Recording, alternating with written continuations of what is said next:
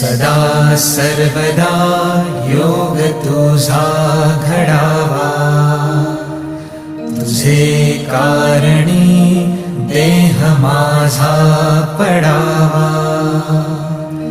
उपेशू नको गुणवंता अनंता, रघुनायका मागणे हेची आता.